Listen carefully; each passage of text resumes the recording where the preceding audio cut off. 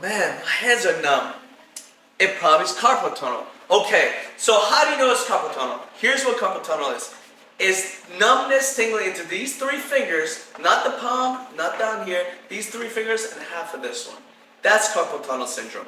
And basically what's happening is a ligament right here at the wrist that's pinching the median nerve is causing numbness into your hands.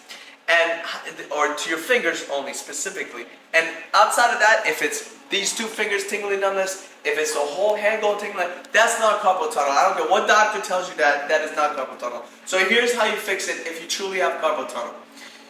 That area, that nerve needs to be freed. And here's what you do. You're going to pinch down and glide your hands open, fingers open, and stretch. Curve and glide and open and stretch. Curve and glide your hand open and stretch, and make sure when you do that your elbow is straightened up too, so the whole nerve is being stretched out nicely. When you open it up, what's going on is that nerve is going to open up and glide out and stretch out to relieve the tension on the nerve. But you want to bring it closer to yourself and open it up. And it's called a nerve glide. Bring it closer to yourself, open it up. Bring it closer to yourself, open it up. And when you do that, you're flossing the nerve out of that pinch. So if it's pinching, imagine you're flossing your teeth or something. You take that rope and you go that nerve and you're going to floss it so that it stops pressing against the ligament stops pressing against the nerve. So you want to floss that out of there by keep pinching and opening, pinching and opening, pinching and opening, and that will floss the nerve out of that hole that's being pinched in.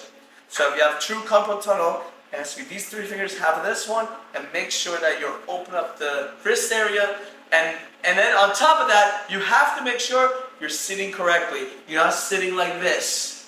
Because you can fix it all day, you can come to me, I can fix it all day, but the problem is that if you go back to sitting on your computer like this, on your couch like this, on your bed like that, you're always going to have pain. So what do? Here's the stuff you need to buy. A desk and a chair that fits you nicely. You're going to get a footrest, and you're going to get external keyboard and mouse if you're using a laptop, and a keyboard tray.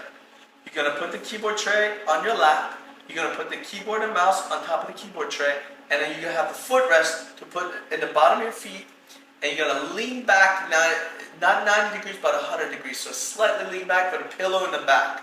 You put the pillow in the back, you have the keyboard tray on your lap, you put the keyboard and mouse on your lap, and you put the laptop on top of a few books, or you can get a laptop stand, and make sure it's eye level with you and you're not looking down, so that will help with your neck. So your laptop is up high, it's arm length away with your hand up, that's where the screen should be. So arm length away with a hand up, you got to make sure you're leaning back and your elbows tucked into your side, 90 degrees, your wrist is not tilted, because if you tilt like this, you're going to get carpal tunnel. Till next time.